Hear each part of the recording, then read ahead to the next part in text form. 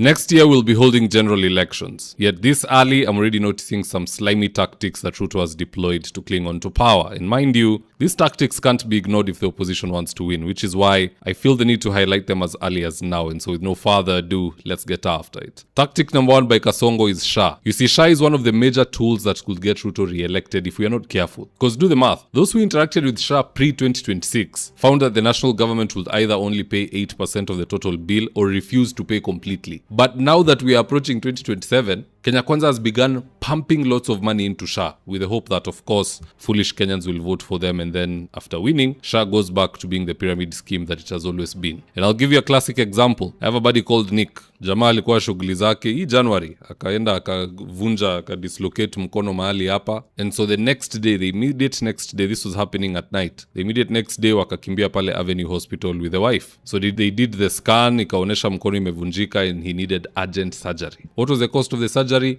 145,000. Now, in order for them to use SHA to cover them, they collectively had to remit 12,000 shillings, and then SHA covered the rest, 133,000. In record time, just like that. So what's the point I'm making? Initially, SHA wasn't working, but in between now and 2027, it will work, and it will work very wonderfully. And the reason for it working very wonderfully is because they want you to believe that they are working, but they're not really working, they're pretentious. They're just working so that you can give them the vote, and then thereafter utaachwa kwa mataa. Let people be very wise. Biblia inasema watu wa Mungu wakuwe wise as serpents. Shetani ni mkora, lakini pia sisi inafaa tukue wakora kumshinda. Hiyo ukora yake inafaa tukue able to decipher and see how to circumvent it. So enjoy your SHA. Anything that happens to you medically in between now and 2027 utakuwa sorted very well. But as you enjoy those services, keep it at the back of your mind that this is temporary. This is very, very temporary. Because ask yourself, where is the money coming from suddenly? I'll give you a hint. Just have a look at this header from the Daily Nation, and I quote. This is from the Daily Nation, January 14th, 2026, and it reads, Auditor General Gathungu says they can't chase 20 billion affordable housing loan. Where did the money go? Definitely not to affordable housing. It was rerouted to SHA ili yule anasaidika endelee kuwa ambassador wa Kenya kuisha. So don't be conned.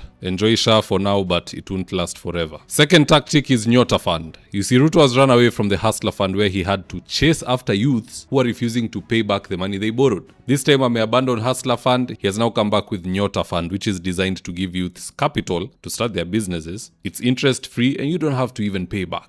Just have a look at this tweet, for instance. This is from Terry Hillary. I bet ni one of the recipients. Anasema, hii Nyota Fund is real, manze, and receipts are here for all to see. This is a great initiative that is already putting real money in the hands of young entrepreneurs, helping them start biashara, grow what they already have, and build a saving culture instead of surviving on promises. This is the transformation and leadership we all need. Then here you can see a gentleman holding his phone, claiming that amepokea, but his screen is very blurry. But have a look at this phone ambayo imeshikiliwa na huyu madam. Ana smile mbaya sana kakitu imeingia. Let's just read the text here on her phone. It says, Dear beneficiary, you have successfully unlocked your startup capital. Kenya shillings 22,000 sent to your Pochi la Biashara wallet. 3,000 will be sent to your savings wallet. Now this might look like a not so consequential initiative, but you best believe everybody who's receiving those funds from Kenya Kwanza will vote for Kasongo. So the opposition must sit down and find answers to these issues before it's too late. One thing we all know about Kenyans, because we're also Kenyans, Kenyans love money. Money can make somebody stop hating Ruto and vote for Ruto. It can make someone stop hating Gachagua and vote for Gachagua. That is what we learned in Malava. That is what we learned in Mbeere North. And here is the president dishing out money. Money that is coming even from regions which don't like him. Whether unatoka kwa upinzani, unatoka kwa mahali friendly, si unalipa ushuru. He's collecting that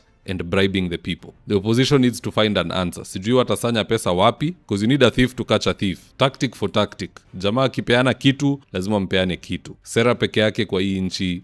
This is the wrong country to sell your policy. Everybody is just money hungry, top to bottom. So find an answer, opposition, to that query. Tactic number 3, Ruto has removed Farouk Kibet from political commentary and has ordered him to focus only on by-elections. And this redeployment has been brutally effective. Pale Malava, Farouk carried the day. Now again, he's back in Western preparing to deliver the West Kabras MCA seat to Ruto. Na mimi sijui huyu mkale huyu Farouk Kibet alijifunzia wapi Kiluya, because he is using that Luya language to cheat lawyers, and it is working. Unajua, I've come to learn that language is very powerful. If you can speak in somebody's language, you have caught their attention, which is why perhaps Christians who speak in tongues also communicate very well to God, because that is the language that he seems to prefer. Just listening to Farouk Akalenjin speaking fluently in Luya. Roll the tape. Na mwe mwenye renge makuwa kandi Uberna magua. Chama ni shina. Chama ni shina. Chama ni shina. Bandu banje chama ni shina. Mbunge wenu bari wina. MCA wenu mula chakula wina. Shakala kahamba ino. Ola kola magua shina ewe. Sina kusabira kura ne uikhala. Shina shikwirewe.